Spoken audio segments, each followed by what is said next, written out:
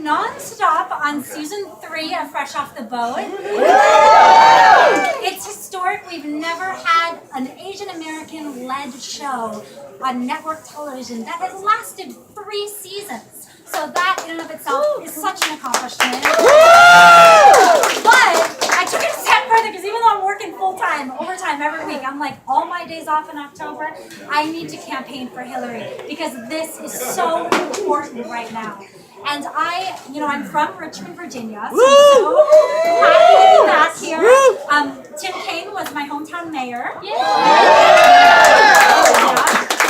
And the time I've spent on the campaign trail has been really interesting for me because I've talked to a lot of Asian Americans and a lot of them who don't vote, and I listen to why they say they don't vote.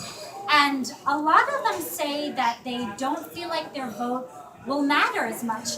And it's interesting because I think this is a direct sort of symptom of a lot of what I talk about in the arts, which is sort of the concept of Asian American invisibility in pop culture and feeling like we aren't valued in pop culture, even in our own stories that are whitewashed.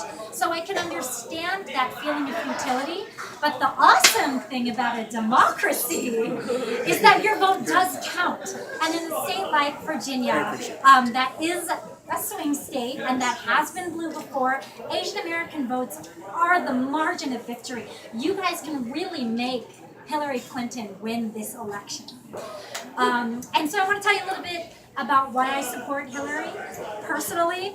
I mean, I think it's very clear that she is the most experienced candidate we have to choose from now. She has spent over 40 years of her life dedicated to public service, and not only dedicated to public service, but dedicated under the most scrutiny that I could even imagine.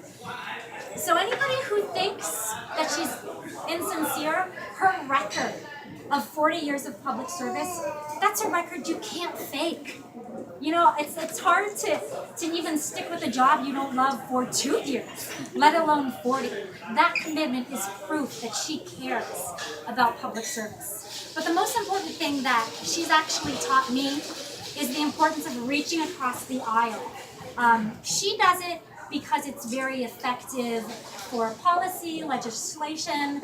It's very productive what she does. But I actually think it's super important also just for our humanity. Our country is so polarized right now, so partisan, that the willingness to sort of do something as uncomfortable as reaching across the aisle to somebody who might be different than you or who you don't know and still be willing to shake their hand, listen to them, and talk with them and engage with them is so important to who we are as people, who we are as a country. That's why Hillary Clinton says stronger together. That's why I think it's so important that all of you get out and volunteer and do the uncomfortable thing, which is going door to door, making phone calls, talking to people who maybe are undecided about their vote. In something as important to me as diversity in television and film, listen, I have to sit in uncomfortable situations a lot.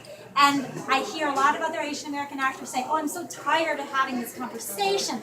Why can't I just be a person on television? And I hear that. Fatigue is real. The rep sweats are a real feeling.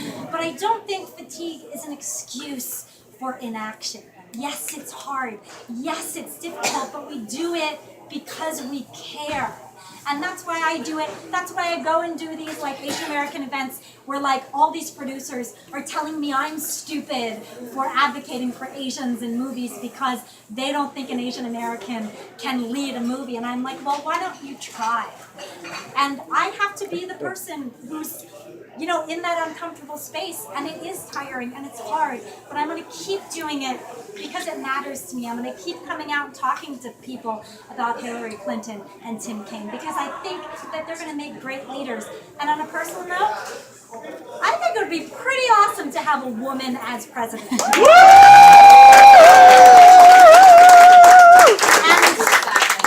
your vote is yours. It's allowed to be personal. So if that's something that is exciting to you, yeah, you're allowed to vote.